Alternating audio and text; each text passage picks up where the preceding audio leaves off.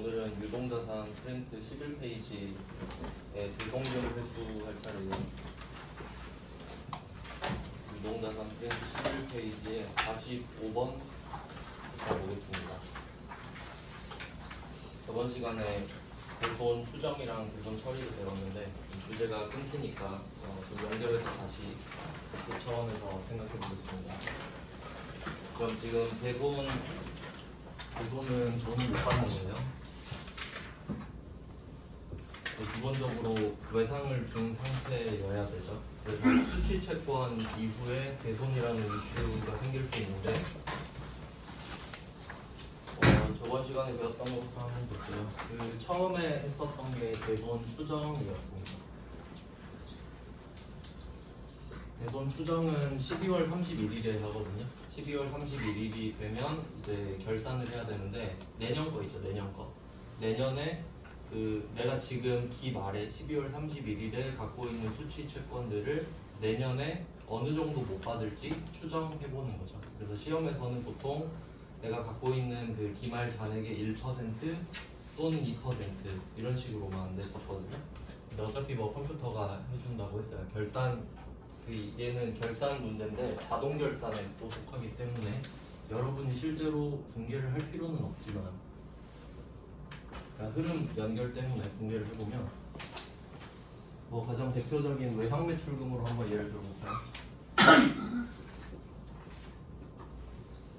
원래는 그 외상 매출금을 못 받는다고 생각을 하면 대변의 외상 매출금을 줄여야 될 것 같지만 근데 그거는 진짜로 없어졌을 때만 할 수 있는 분개이기 때문에 외상 매출금을 줄이는 것 대신에 외상 매출금을 어느 정도 못 받을 것 같다라고 해서 차감 계정을 대신 썼어요. 그러니까 외상 매출금이 줄어드는 자리인 대변 대신에 온 겁니다. 그래서 성격은 그러니까 대손 충당금이 생기긴 했는데 외상 매출금을 깎아주는 성격이기 때문에 자산의 감소 성격이에요. 그리고 그 자산이 줄어들었기 때문에 순자산이 감소해서 비용 처리를 하게 되죠. 이제 그게 대손 삼각비입니다. 빗자가 들어가니까 비용이라고 생각하셔도 되겠죠. 그래서 대손 추정은 이런 식으로 잡힙니다. 여기서 특징은 이 대손 충당금 같은 경우는 수취 채권의 개수랑 일치해요. 그래서 뭐 외상 매출금 받으러 온 2개 있다 하면 대손 충당금도 2개 있는 거예요. 근데 설정을 하냐 마냐를 각각 선택하는 거죠. 개수는 이제 선택권이 있는데 하냐 마냐는 내 선택입니다. 그 다음에 대손 삼각비 같은 경우는 그 외상 매출금이랑 받으러 온 2개가 이제 매출 채권인데 그거에 대한 비용은 800번 대손 삼각비를 썼고 이제 그 외의 것도 있었죠. 뭐 대여금이나 그 미수금이 대표적인 예였는데 걔네들은 매출 채권은 아니죠. 매출을 해서 생긴 채권은 아니잖아요. 그래서 걔네들도 대손 충당금을 잡을 수는 있는데 비용 처리를 할 때는 900번의 기타의 대손 삼각비로 했다. 이거를 저번 시간에 다 했던 거죠. 그래서 추정을 했어요. 그러면 이제 기말에 했으니까 그러니까 이거는 뭐 전 기말이 되겠죠. 시기로 치면은 그러니까 작년 말 2024년 12월 31일 그리고 이제 2025년으로 넘어왔죠. 그러면 이제 1월 1일부터 12월 31일까지 1년 동안 내가 돈을 못 받게 되는 거는 언제 못 받을지 모르죠. 근데 1년 동안 다 열려 있는 겁니다. 그래서 대손 추정은 12월 31일 날만 문제가 나오겠고 이제 대손 처리는 돈을 진짜 못 받게 되는 건데 그건 날짜가 아무 때나 나오는 거죠. 그래서 뭐 저번 시간에 봤는데 얘도 이제 흐름을 이어가기 위해서 외상 매출금 문제로 한번 보면은 그중에 봤던 게 뭐 페이지에 36번 문제로 그냥 대충 해볼게요. 외상 매출금을 못 받게 됐다. 그러면 전 기말에 내가 뭐 외상 매출금 얼마를 못 받을 거라고 예상을 했는데 진짜 돈을 못 받게 됐죠. 그러면 36번 문제를 기준으로 해보면 오늘 못 받은 외상 매출금은 300만 원이거든요. 근데 이미 그 충전돼 있는 대손 충당금은 250만 원으로 돼 있어요. 이 문제에 한해서 그럼 맞춰서 해보겠습니다.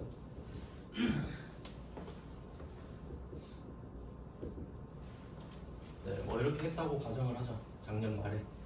그리고 오늘 외상 매출금을 진짜 못 받게 된 거예요. 그러면 작년 말 같은 경우는 내가 누구한테 못 받을지는 알 수가 없죠. 그냥 뭐 한 250 정도 못 받겠지 라고 해놓은 거예요 일단. 근데 해가 바뀌어서 보니까 이제 누구 특정인에게 돈을 못 받게 된 거죠. 미라컴. 저번에 뭐 풀었던 문제죠. 이제 대상이 특정이 됐고요. 진짜 돈을 못 받게 됐기 때문에 외상 매출금을 줄여주는 거죠. 이제 진짜 자산의 감소가 온 겁니다.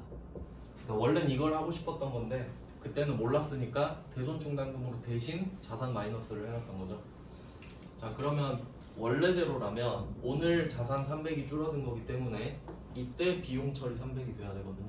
순자산 300이 줄었으니까.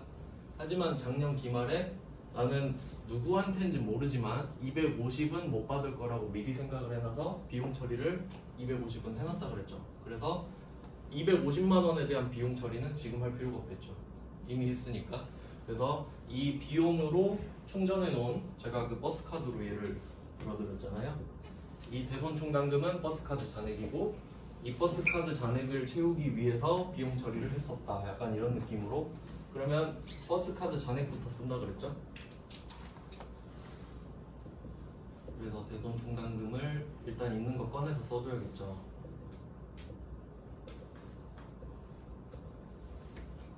네, 부족하잖아요. 그럼 얘는 처음에 만들 때는 자산의 마이너스였는데 쓰는 거니까 반대로 자산 플러스가 되는 겁니다.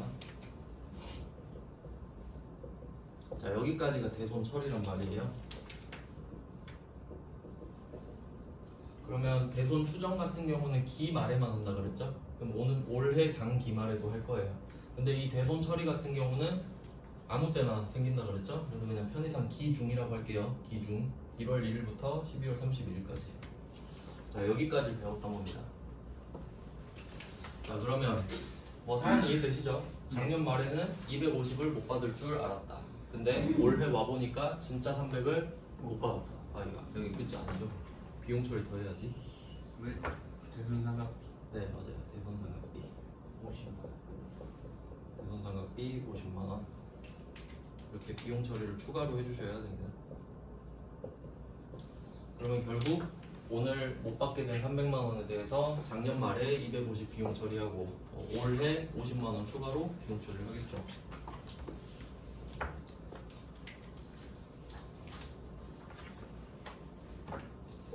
이제 이렇게 끝난 줄 알았어요. 그러면 우리 입장에서는 이 돈을 손해보고 끝낸 거잖아요. 근데 이제 오늘은 이 돈을 받는 겁니다. 그러니까 이 미라컴도 자기 회사가 있고 뭐 체면이 있을 텐데 돈을 일부러 안 갚고 그러진 않을 거잖아요. 갚을 수 있으면 갚겠죠. 그때는 못 갚을 줄 알았어. 너무 힘들어서. 근데 이제 살아난 거예요. 회생이 된 거예요. 그래서 이 돈을 이제 와서라도 갚겠다고 하는 거지. 그럴 수 있겠죠. 좋은 상황이죠. 그러면 그 정도 상황을 이해하시고 문제를 한번 보겠습니다. 저는 11페이지에 45번 문제부터 보시면 되는데 45번 문제 5월 8일 뭐 대손금 회수도 마찬가지겠죠? 얘도 돈을 언제 받을지 모르잖아요. 그 중위주에서 네, 파산으로 인해서 회수할 수 없는 채권 전기에 대손충당금과 상계하였던 이라는 말을 해석을 할 줄 아셔야겠네요.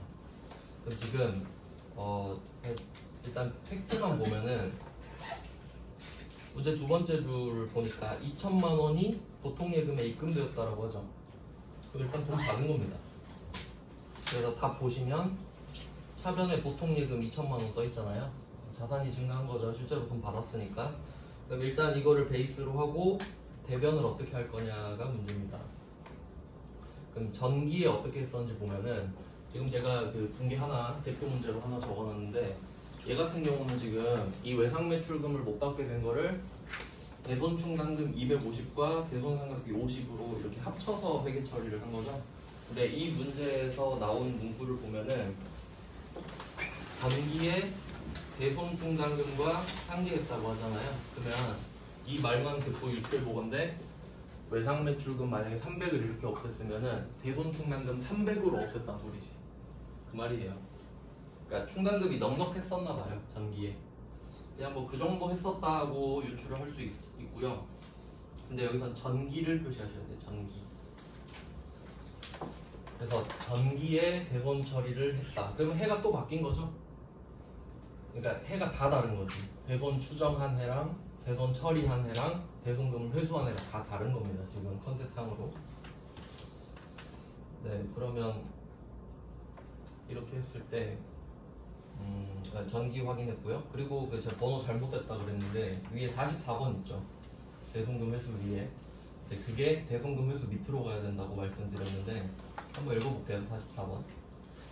전기에 대손된 채권을 회수하는 경우에는 대손 중단금을 회복시킨다. 이렇게 돼 있죠. 그래서 얘도 전기 표시하시면 되겠죠. 전기. 그럼 이 44번도 한번 잘 해석을 해볼게요. 대손된 이 말이죠. 대손된. 이게 대손 처리를 한 이 말이죠. 그러니까 작년에 대손 처리를 한 이렇게 해석을 하셔야 돼요. 말을 좀 이렇게 이상하게 쓰니까. 자, 그러면 채권을 회수하는 경우 이렇게 나왔죠. 그럼 채권을 회수하는 경우는 지금일 거 아니에요. 지금 회수하니까 아 이거 언제 대손 처리했었지? 이 생각을 해보는 거죠. 그래서 대손 처리는 전기, 채권 회수는 단기 이렇게 해석하셔야 돼요. 자, 그럼 이렇게 뭐 상황이 정리됐는데 어떻게 할 거냐 보니까 대손 충당금을 회복시킨다라고 돼 있죠. 자, 여기서 특이한 게 있는데 45번 문제 같은 경우는 작년에 대손 충당금과 상계했다 이렇게 말을 하잖아요. 그러면 혹시 문제에서 이렇게 말할 수도 있잖아요. 전기에 대손 상각비와 상계했다 이렇게 말할 수도 있죠. 그러니까 대손 충당금이 하나도 없어가지고 대손 상각비로만 회계 처리했었을 수도 있잖아요. 자, 근데 여기서 포인트는 이걸 나눠줘야 된다는 거죠. 칸이 없으니까 오른쪽 위에다 좀 쓸게요. 자, 그러면 지금 단기가 있어요. 단기는 2025년입니다. 그리고 이제 전기가 2024년이에요. 그리고 전전기도 있겠죠? 2023년. 근데 어차피 이거 기준으로 두 개를 나누는데 단기랑 전기 이전 이렇게만 나눕니다. 그러니까 뭐 전기, 전전기 이렇게 따로 구분하지 않아요. 이제 그 이유를 생각해 보면 이게 그 손익계산서랑 재무상태표의 차이 때문에 그런데 한번 생각해 볼까요? 자, BS가 있습니다. 얘는 재무상태표. 재무상태표는 자산, 부채, 자본. 얘는 회사 설립 때부터 계속 증가와 감소를 거듭해서 지금 현재 잔액이 돼 있는 상태예요. 그리고 IS, 손익계산서입니다. 손익계산서는 수익, 비용. 자, 이렇게 수익이 더 큰 게 일반적인 구조죠. 쓴 돈보단 번 돈이 많아야겠죠. 자, 그럼 이때 이 남은 거 있잖아요. 이 개념을 이익이라고 하는 거죠. 앞으로는 어떤 말도 나오냐면 손익이라고도 하고요. 손익. 그러니까 손해가 비용, 이익이 수익 합쳐서 손익 이렇게 말을 하기도 하고 이익이라고 말하기도 하고 순이익이라고 말하기도 해요. 다 같은 말이에요. 자, 이렇게 되는 건 아시죠? 근데 이 손익계산서는 1년짜리죠. 1년 동안 계속 수익이랑 비용을 모으죠? 그럼 1월 1일부터 12월 31일 것까지 수익 비용 다 모아서 퉁치면 이익 나오죠? 그럼 이걸 자본으로 넣고 0으로 다시 돌아가면 되죠. 이게 핵심이에요. 그럼 얘는 여기다가 이익을 자본에다 갖다 바치고 다시 0으로 초기화되는 거 아닙니까? 이게 포인트예요. 전기 이전이랑 단기로만 나눈다 했죠? 그러면 2023년 거든 2024년 거든 수익과 비용은 이미 자본에 들어가 있습니다. 맞죠? 그러니까 어차피 돌이킬 수가 없어요. 이미 끝났거든요. 빠꾸 못 시켜요. 근데 단기 건 어때요? 단기는 아직 모으고 있죠. 그럼 혹시 수익과 비용을 내가 만약에 잘못 잡았잖아요. 그럼 고칠 수 있다는 게 포인트예요. 즉 단기는 수정이 가능해요.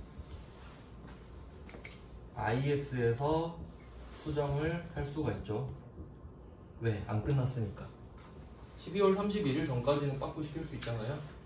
근데 갑자기 2024년 걸 바꾸고 싶은 거예요. 수익과 비용을.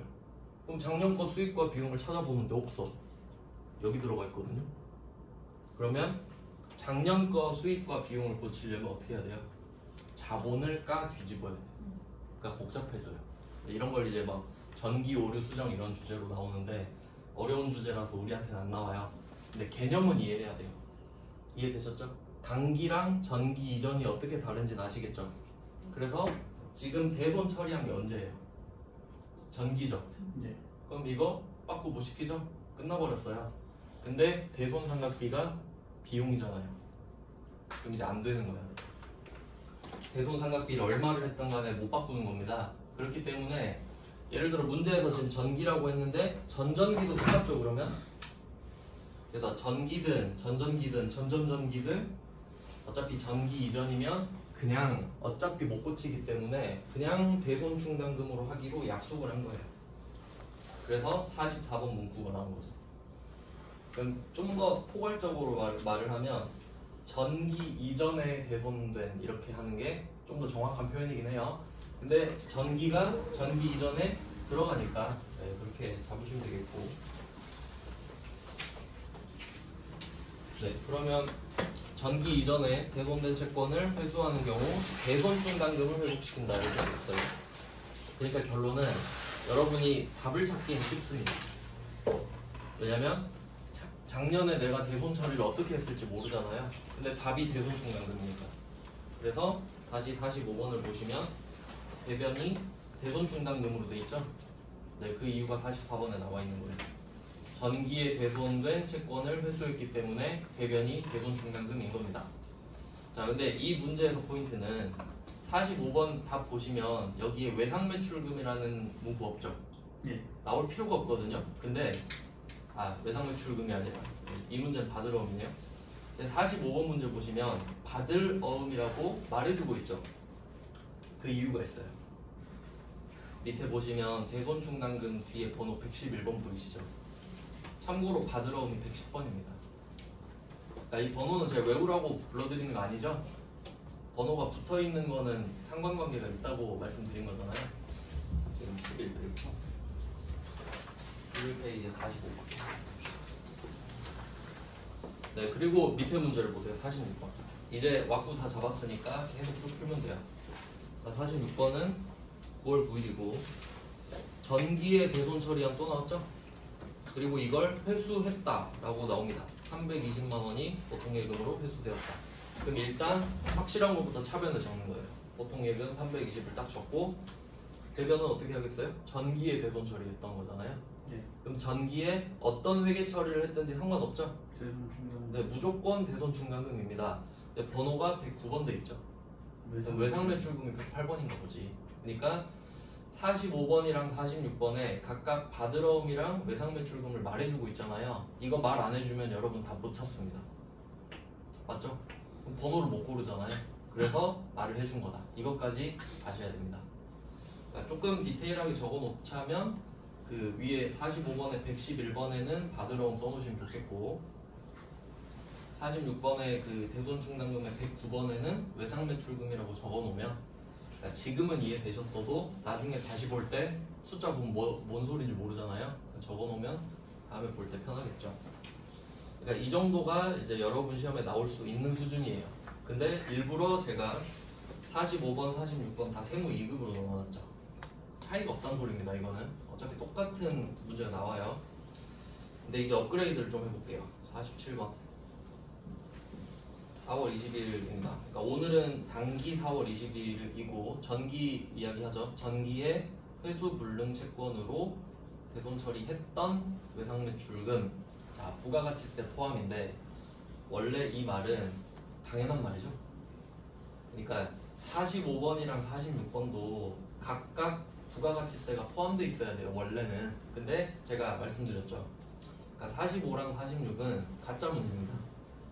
그러니까 굳이 또 만약에 주석을 달자면 45 받으러움이랑 46번 외상 매출금이 있는데 이 둘은 부가가치세가 없는 것처럼 문제를 낸 거거든요.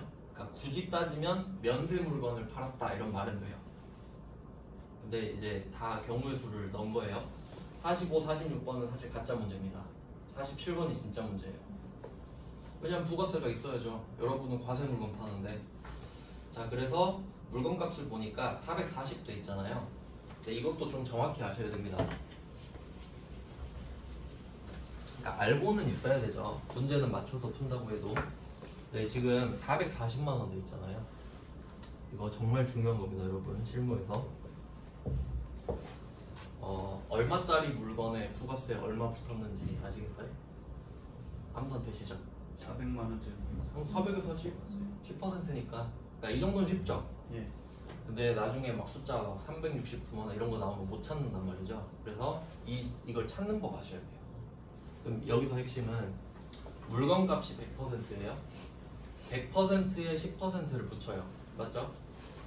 그러면 부가가치세가 포함된 물건은 110%입니다. 맞죠? 이게 핵심이에요. 네. 이걸 이해하고 계셔야 된다는 거죠. 왜냐면 보통 우리가 부가가치세를 안 배워도요, 약간 이거 주어드는 귀동량으로 10%다라고는 알고 계시죠. 근데 이렇게 이해하시는 분들도 있어요. 만약에 여러분이 10,000원짜리 물건을 샀잖아요. 그럼 10,000원에 10%면 1,000원이죠. 근데 그 1,000원이 이 10,000원 안에 포함되어 있다고 생각하시는 분도 있단 말이에요. 그럼 완전 잘못됐죠. 그럼 9,000원에 1,000원이면 계산이 완전 꼬이거든요. 그러면 우리가 이제 이걸 쪼갤 줄 알아야 돼요. 400만 원이랑 40만 원. 맞죠? 이해되시죠? 그럼 퍼센트로 따지면 얘가 100%죠.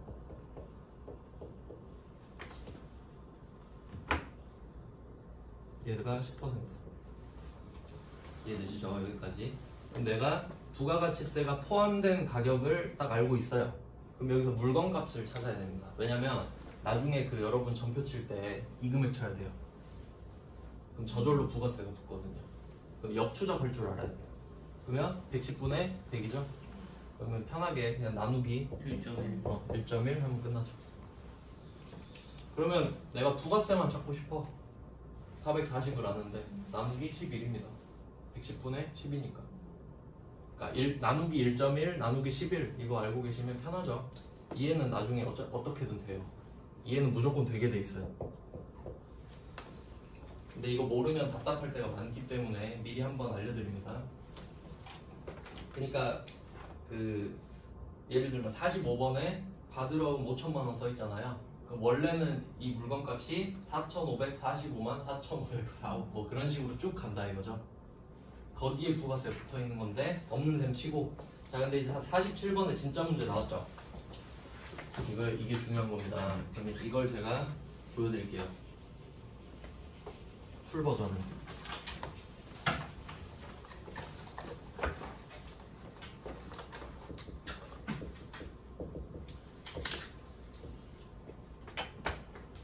그리고 대선 추정은 쉬우니까 이제 추정은 안 하고.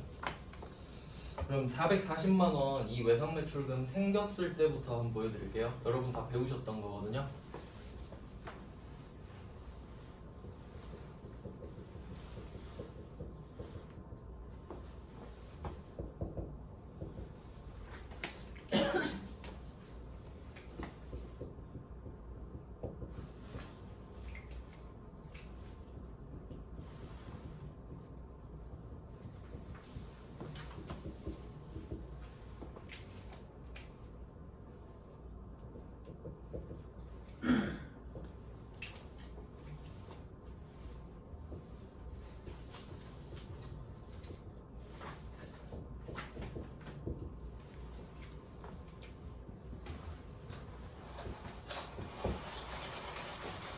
최초의 공개입니다. 여러분은 이렇게 물건을 팔았을 거예요. 그러니까 뭐 상대방 A라는 사람이 있다고 치면 거래처 A라는 거래처한테 제품을 400만 원짜리를 보내요. 그러면 이걸 보내는 순간 40을 낼 의무가 생기죠. 그래서 40만 원 부채를 딱 인식을 합니다. 그러니까 상대방한테 440을 요구해요. 여기까지는 이해되시죠? 예. 자, 근데 문제는 뭐냐면 돈을 못 받았죠 지금. 근데 이 부가가치세는 3달마다 지금 신고해야 되거든요. 참고로 말씀드리면 그럼 분기별로 끊어요. 그럼 작년 있죠? 작년 2024년 10, 11, 12월 지금 다 지났죠? 그러면 10, 11, 12월 3달치 이 부가세 예수금을 다 모아요. 그리고 내가 물건 살 때는 부가세 대급금 뭐 이런 거 쌓인다 했죠. 그러니까 이거는 매출세액이고 이건 내야 되죠. 그럼 내가 물건 사면서 낸 부가세도 있을 거 아니에요? 그럼 매입세액이고 두 개를 모아서 퉁치는 겁니다. 이것도 수익 비용처럼. 그럼 3달 동안 모아요. 그리고 지금 오늘 1월 11일이죠. 그러면 10, 11, 12 3달 동안 모은 거를 다음 달 25일까지 신고 납부해요. 그러니까 시간을 주는 거지 25일 동안. 그럼 지금이 신고 납부 기한인 거예요. 기간인 거예요. 기간. 그리고 또 디테일하게 좀 말씀드리면 이번 달 25일이 토요일이거든요. 토요일에 세무서 연하요? 안 열려요. 그럼 월요일로 연장돼서 27일 이렇게 되는 거죠. 당연하게 이게 실무예요. 그럼 이거를 어떻게 지금 냈겠죠. 어제 신고했다고 합시다. 그러면 얘가 40을 낸 거예요. 우리가. 네. 왜냐면 440 받으면 되니까. 그럼 440 받아서 40 내가 쓰면 되죠. 그럼 쌤쌤이니까 미리 낸 거예요. 우린 받을 줄 알았지. 근데 얘가 어떻게 돼요? 뻥났죠. 미안하고 이거 못 갚겠다. 다음 생에 갚을게 뭐 이런 식으로 하고 넘어간 거예요. 그럼 우리는 외상매출금을 포기할 수밖에 없죠. 근데 생각해보니까 내가 손해봐야 될 금액은 440이 아닌 거예요. 400만 원이죠. 왜냐면 내가 400만 원짜리 물건을 팔았으니까 40을 내야 된 거죠. 그럼 지금 사실 이 물건은 판 게 아니지 않습니까? 돈을 못 받았는데 어떻게 판 거예요? 그러면 세무서 가서 내가 저번에 440을 받을 줄 알고 40을 냈는데 못 받게 됐다. 40 갖고 와. 주세요 해야겠죠. 주세요. 그러면 국세청이 막 이것저것 따져요. 우린 그걸 배우진 않지만 절차가 복잡해요. 증빙 서류 갖고 가서 부가세 신고할 때 같이 신고하면 확인하고 진짜 돈 못 받겠네. 그럼 다시 돌려줄게. 이런 절차가 있단 말이죠. 그럼 그 대손 처리를 했다고 합시다. 그럼 우리는 이 40만 원을 낼 필요가 없으니까 원래는 돌려주는 게 맞는데 국세청은 돈 돌려주는 거 싫어하거든요. 돈을 걷는 기관이잖아요. 다음 부가세 신고 때 깎아줍니다. 어차피 덜 내는 거 맞죠? 덜 내도 안 내는 돌려받는 거랑 똑같으니까. 그럼 이때 부가세 예수금을 40을 줄이는 거예요. 그러니까 이때는 냈는데 이때는 돌려받는 셈이 되는 거죠.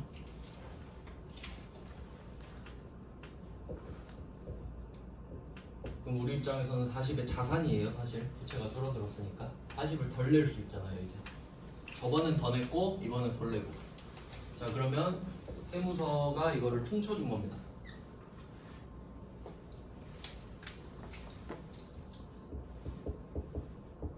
자, 근데 어쨌든 우리 입장에서는 이 외상매출금 없애는 거 맞죠? 못 받게 됐으니까. 그러면 440을 없애는 건 맞는데 40은 그래도 돌려받았다 이거죠. 그럼 400만 내가 감당하면 되는 거예요. 그리고 뭐 거래처는 지금 이게 메인 매출 전표라서 제가 따로 안 썼습니다. 메인 매출 전표는 거래처 쓰는 칸이 따로 있다고 그랬죠. 그래서 여기다는 안 써요. 외상 매출금에는. 근데 한번 생각해 보세요. 내가 돈을 못 받게 된 건 매입도 아니고 매출도 아니죠. 그래서 이 대손 처리는 일반 전표에 적는단 말이에요. 그래서 이럴 때는 거래처를 써주셔야 되는 겁니다. 일부러 디테일하게 나누고 있는 겁니다. 자, 그럼 우리는 자산을 못 받게 됐어요. A한테. 자, 그리고 이제 배우는 게 나오는 거예요. 아까 우리 45번, 46번 이게 아니라 잠깐 10페이지로 잠깐 갈게요. 10페이지에 뭐 36번이랑 37번 이 두 문제 정도 보면은 36번으로 볼까요? 36번에 외상매출금 300 있죠? 그게 여기서 440인 거예요. 근데 40은 해결이 됐죠? 그니까 이제 400이 남은 거지. 그럼 그 400을 어떻게 할래? 라고 하면 차변에 지금 400이 비었죠 지금? 여기서 대손충당금 깔고 대손금 이렇게 가야 정상. 근데 이걸 안 낸 거죠. 왜냐면 우리 부가세 안 배웠잖아요. 대충 그런 느낌입니다. 그래서 이거 대손 처리할 때는 뭐 대손 충당금 얼마 있는지 모르니까 X 표시할게요. 중요하지도 않죠 이게. 근데 외상 매출금은 맞춰주셔야 돼요.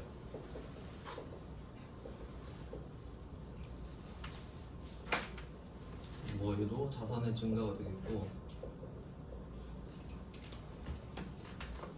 자 그리고 혹시 이게 부족하다면 대손상각비가 나오겠죠. 외상매출금이니까. 자 이런 회계 처리를 하는 게 정상입니다. 내가 이 돈을 돌려받는 것까지 들어가야 되니까. 근데 우리 수준에서는 이 40을 빼버린 거죠. 그래서 답이 외상매출금 400에다가 이거 빼고 이 두 개만 답으로 넣은 거예요. 되겠죠? 진짜는 이겁니다. 자 이렇게 된 상태로 끝난 겁니다. 그리고 다시 11페이지로 돌아가 보세요.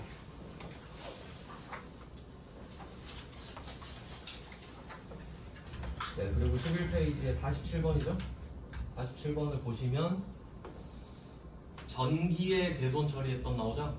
그래서 제가 일부러 대손 충당금이랑 대손 상각비 섞어서 공개했거든요. 근데 상관없다 그랬죠. 무조건 대손 충당금이 오면 돼요. 하지만 여긴 부가가치세가 있죠. 부가세 자 이제 다시 생각해봐요.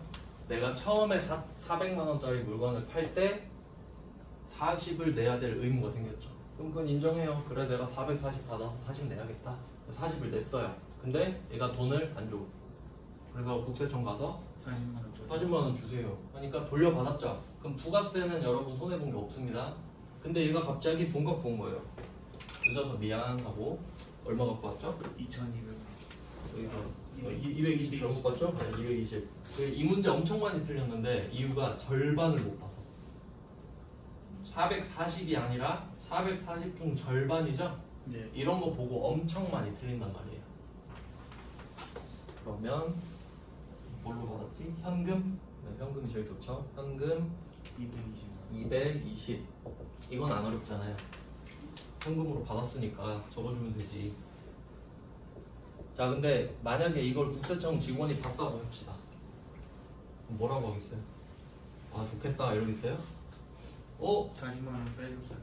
이 중에 부가세 내 건데 20만 원 갖고 와 이럴 거 아니에요? 그러니까 440이 풀이죠 풀. 예. 그럼 그걸 다 받았으면 40을 달라 그러겠지. 근데 절반 받았으니까 220 받았잖아요. 그래도 어쨌든 이거 11분의 1. 그거 내 거잖아요. 갖고 와 이래야지. 그거 내 거잖아. 너 돈 못 받는다며. 받았으면 20만 원 내 거잖아. 그러니까 지금 다시 팔았다 생각해봐요. 200짜리 물건을. 그럼 200짜리 팔고 20을 내야 되니까 220을 받은 꼴이 된 거죠. 그러니까 20 갖고 오라 이거야. 그래서 이거 받자마자 바로 부가세 예수금 다시 생깁니다. 내야지. 이제 낼 건 내야죠.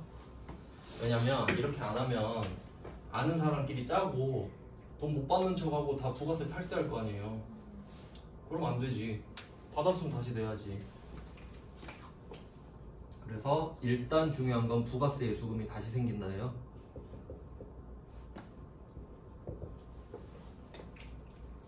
그래서 이 빨간 색깔 박스 친 거 부가세 예수금의 이동 경로를 잘 보셔야 됩니다. 팔았다 내야 된다. 못 받았다 돌려받았다. 다시 돈 받았다 그럼 내야지. 다시 부채가 늘어요. 그럼 이번에는 20만 원을 더 내야겠네요. 근데 뭐 그렇게 억울한 건 아니에요. 부가세까지 받은 거니까. 네 그리고 220 중에 20은 국세청 거죠? 자 그럼 이제 200은 내 거잖아요. 자 근데 이게 언제 대손 처리했던 거예요? 전기잖아요. 그럼 나머지가 대손 충당금이지. 부가세가 1등이고 무조건 낼 건 내야죠. 그리고 대손 충당금이 오는 겁니다. 근데 위에서 45랑 46은 어땠어요? 부가세가 없는 것처럼 해버렸잖아요. 그러니까 부가세 예수금 이야기를 할 수가 없었던 거지. 근데 원래는 부가세 얘기부터 하고 그 다음에 대손 충당금입니다. 아시겠죠? 그러니까 전산세무 2급 넘어가면 이런 식으로 나오거든요. 부가세가 추가돼서 나오는데 이게 실무예요. 실제로 이렇게 한단 말이에요. 왜냐면 부가세 없는 거래가 거의 없으니까. 그래서 외상매출금까지 꼭 달아주셔야 돼요. 외상매출금. 그러니까 이 거래도 외상매출금이라는 계정 과목이 나오진 않지만 대손충당금이 외상매출금 겁니다. 그래서 자산 마이너스인데, 근데 우리 입장에서는 버스 카드 잔액이 다시 충전된 거죠. 그러니까 작년에 버스 카드 찍고 탄 줄 알았는데 알고 보니까 환불해 주겠대. 그러니까 버스 카드 잔액이 다시 충전된 거예요. 그런 느낌이에요. 이게 대손이에요. 네, 그래서 혹시 여러분 수준에서는 보통 45, 46 정도가 나올 것 같고요. 출제자가 약간 미쳤다 그럼 47도 낼 수는 있어요. 그러니까 말씀은 드린 겁니다. 왜냐면 이게 범위가 애매해요. 그러니까 막 너네도 부가세 배웠잖아 하고 낼 수도 있는 거거든요. 그러니까 뭐 정확히 대비를 좀 하자 이런 거고. 그다음에 48번은 세무 1급이죠. 요건 진짜 참고만 하세요. 이건 절대 여러분한테 시험 문제 안 냅니다. 그냥 이론만 알려드리고. 자, 한번 볼게요. 48번. 오늘이 11월 15일입니다. 3원 공업으로부터 9월 4일에 대손 처리했다 그러죠. 당기라고 써주세요. 9월 4일에다가 당기.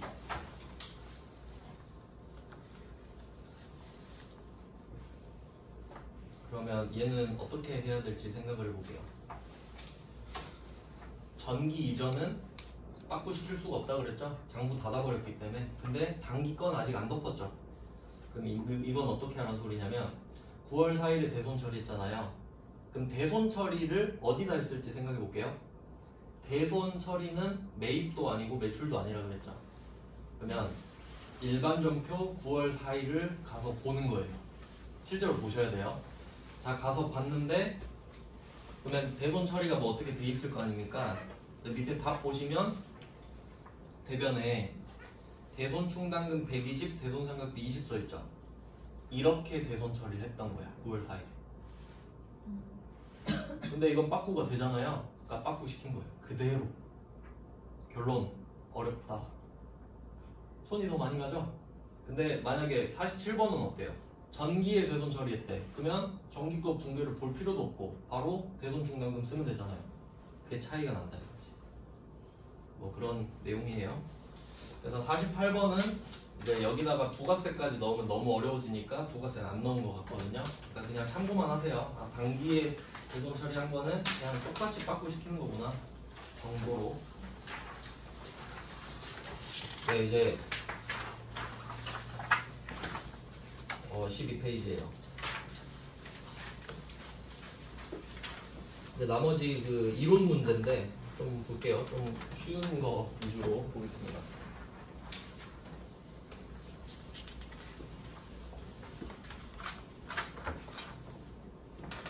그래서 말 문제가 15문제 나오니까 한 개당 2점이거든요. 15개 2점하면 30점이죠? 배점이 꽤 커요. 근데 사실 15개를 다 타겟팅할 수는 없는데 다 시간이 부족하다고 해요. 근데 8문제는 그 우리가 붕괴 찍는 거 있잖아요. 자산부채, 자본, 수익, 비용이랑 관련된 거거든요. 그러니까 좀 연결된 건 이렇게 같이 해보려고 해요. 혹시 맞출 수도 있잖아요. 그럼 49번 문제 보시면 받을 어음의 대손 충당금을 과대 설정했다. 어떨까? 이런 거죠. 여기서 포인트는 과대 설정이죠. 그럼 그냥 붕괴 찍어보면 됩니다. 그냥 대손 충당금만 적어도 될 것 같은데. 대손 충당금 받으러 옴. 이런 문제 많이 내거든요. 자, 그럼 한번 생각해 볼게요. 우리가 이 대손 충당금 받으러 옴 성격은 일단 자산의 감소입니다. 이거를 100만원 해야 된다고 할게요. 100만원. 100만원을 해야 되는데 200만원으로 한 거예요. 그럼 금액이 좀 그러니까 100만원인데 150을 했다고 합시다. 그럼 원래는 100만원을 해야 됩니다. 그럼 이걸 100만원 하면 어떻게 되냐면 자산이 100만원 주는 거예요. 맞죠? 이 붕괴를 찍는 순간 자산 100이 떨어집니다. 근데 이걸 안 하고 150으로 한 거예요. 원래 100 해야 되는데 150 한 거예요. 그럼 어때요? 50이 더 떨어졌죠? 네, 더 떨어졌죠? 그러면 이거 가지고 어떤 답을 유추할 수 있냐면 자산이 과소 계산된다 이런 거 답이 나올 수 있어요. 지금은 없지만. 그래서 자산이 과소 계산되겠구나. 50이 더 줄어들겠구나. 잘못해서. 그러면 자산이 줄어들면 순자산이 줄어든 거죠? 순자산 줄어든 만큼 자본도 줄거든요. 그러니까 뭐 이런 것들이 주로 이제 답으로 나오는데 지금 답은 아니죠. 지금 답은 제가 답만 딱 적어놨거든요. 오답은 필요 없으니까. 답이 1번이 자산의 과소구나. 끝났죠? 맞히실 수 있죠? 근데 조금 어렵게 내잖아요. 자산의 과소를 빼버리고 자본의 과소만 넣는 거예요. 그럼 모르는 사람도 있거든요.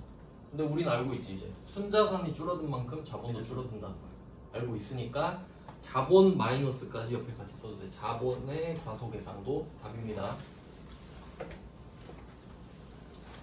나온 김에 아예 다 알려드릴게요. 제대로 배우는 게 좋죠. 자, 그럼 얘 짝꿍도 있죠. 순자산을 줄였으니까 이렇게 하면 말이 완전 되겠네요. 자, 얘가 비용이잖아요. 대손상각비. 그럼 얘도 원래는 100만 원만 들어가야 되죠. 100만 원만 들어가야 돼요. 근데 150 들어갔잖아요. 그럼 이익이 50 줄죠. 원래보다 50만 원 비용이 더 커지니까 이익이 줄어들잖아요. 그래서 자본이 준다 이렇게 해도 말이 돼요. 그러니까 대변으로 들어가도 자본이 줄고요. 어쨌든 차변으로 들어가도 대변 자본이 줄어요. 둘이 어차피 다 내 거 아닙니까? 어쨌든 다 연결돼 있다는 거예요. 근데 조금 더 디테일하게 하면 이것도 물어볼 수 있죠. 비용이 과대된다. 이것도 답이 될 수 있겠죠? 비용을 더 잡았잖아요. 그럼 비용 더 잡았으니까 이익이 줄어든다 이렇게 해도 되겠네. 비용이 늘었으니까 이익은 줄죠? 근데 알고 보니까 이익이 주는 거랑 자본 주는 거랑 똑같잖아요. 그러니까 뭘 내도 맞힐 줄 알아야 돼요. 그러니까 제대로 알면 무조건 맞힙니다. 근데 지금 이 문제는 되게 쉬운 문제인 거지. 자산이 줄었다가 제일 좀 원초적으로 문제를 낸 겁니다. 네, 그 다음에 밑에 두 문제는 거의 비슷한 문제인데 조금 심화 문제긴 하지만 알려드리겠습니다.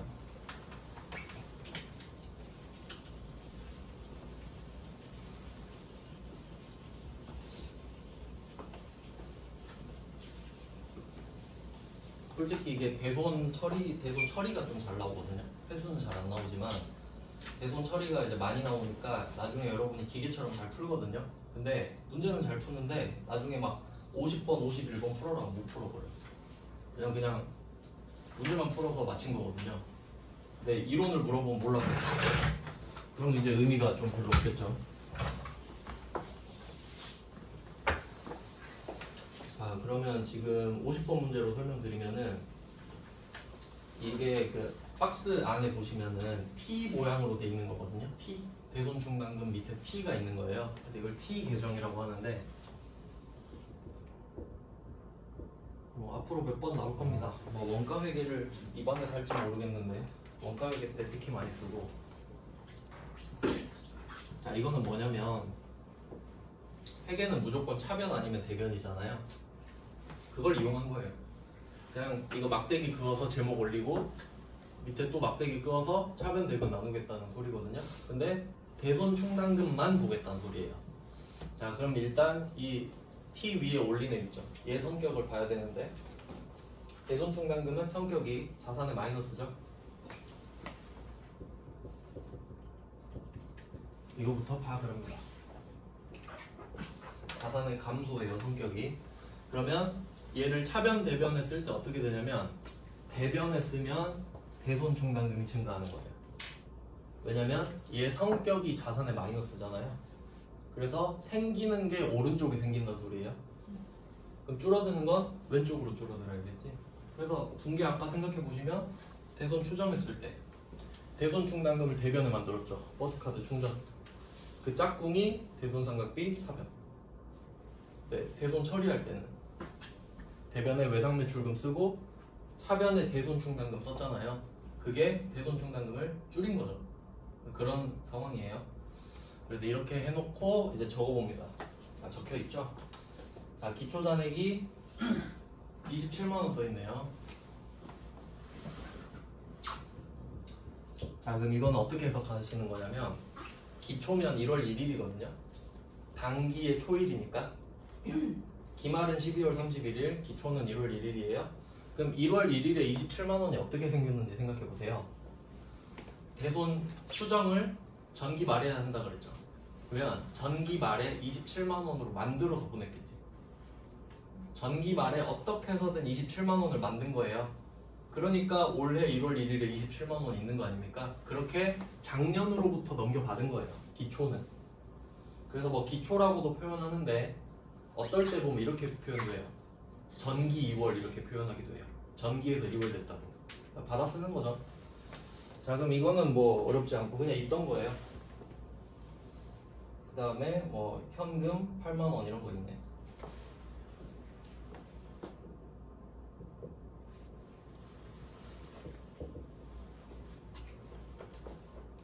자, 그럼 이거는 어떻게 된 거냐면 대손 충당금은 자산의 마이너스니까 오른쪽에서 늘어난다 그랬잖아요. 근데 왜 늘어났냐고 하니까 회수한 거야. 아까 회수할 때 차변에 뭐 현금 보통예금 썼죠. 그리고 대변에 대손 충당금 썼잖아요. 그러니까 회수해도 다시 늘어나잖아. 안 쓴 거니까. 그래서 반대편 계정 과목을 써준 겁니다. 그냥. 그러니까 이거 볼 때 처음에 엄청 헷갈리시는데 지금 T 계정 볼 땐 이렇게 보셔야 돼요. 그냥 앞에 제목은 일단 빼고 봐요. 금액만 보는 거야. 그러면 대손 충당금이 자산 마이너스니까 오른쪽에 늘어난다 그랬죠. 그럼 27만 원이 있었는데 8만 원이 는 거예요. 그냥. 근데 그 명분이 현금으로 받아서 대손 충당금이랑 같이 늘었다 했지. 그러니까 얘는 대손금 회수를 적어놓은 거예요. 그러니까 이게 종합 문제인 거지.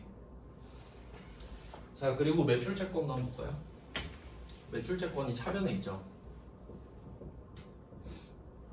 그럼 이걸 해석하는 방법은 어쨌든 대손 충당금이 줄어든 거네요.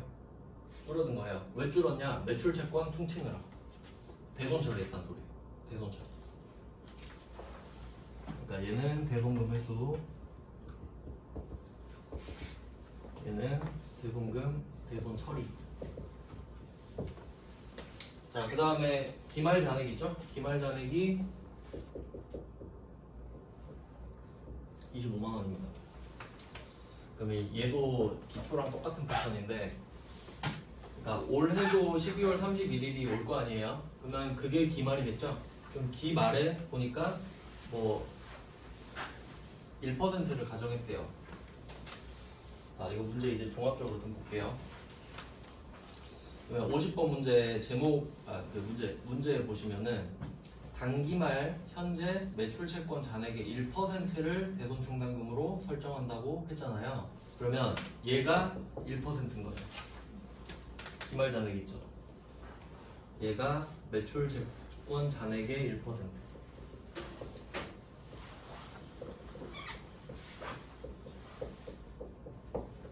여기까지 이해되시나요? 그러니까 25만 원으로 맞춰놨겠지. 어찌 됐든 간에. 그래서 결과만 딱 알려준 겁니다.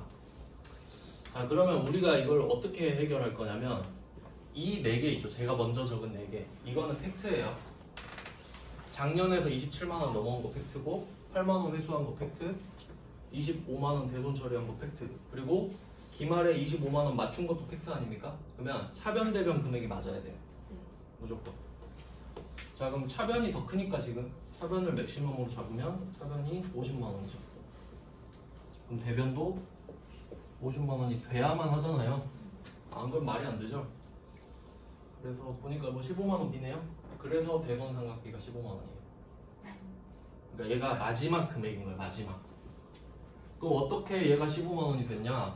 25만 원을 만들려면 15만 원을 충전해야 되거든요. 그래서 대손 삼각비 15만 원 넣어서 대손 충당금 15만 원 넣었다 이 말이에요.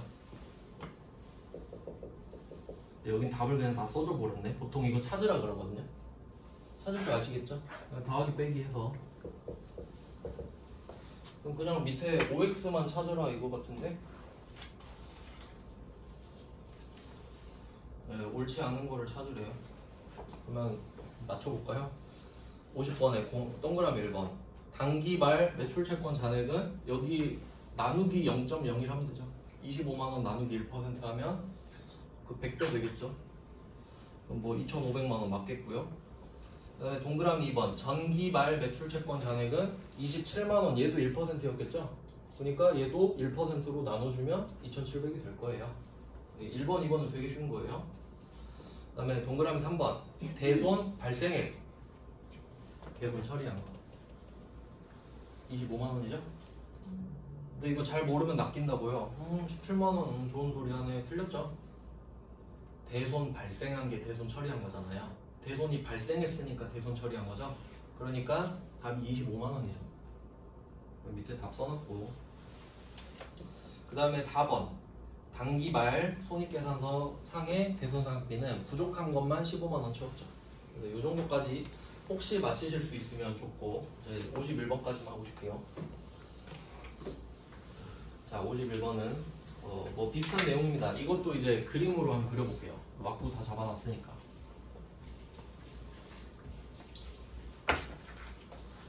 그러니까 50번은 정말 떠먹여주는 문제고요. 세무 읽은 문제네. 51번 문제가 좀 여러분이 접할 수 있는 문제인 것 같아요. 좀 생각하셔야 되는 문제. 자, 기초 매출 채권 잔액은 50만원이 있대요. 그리고 대손 충당금 잔액은 5만원이 있대요. 근데 이 문제 보면은 단기 대손 충당금으로 설정한 금액 물어보거든요. 그러면 가에 보시면 기초 매출 채권 잔액 있잖아요. 이건 쓸모없는 자료예요. 우린 지금 대손 충당금 잡는 거예요. 그러니까 아까처럼 뭐 매출 채권 잔액의 1%를 해라 그러면 참고할 수 있거든요.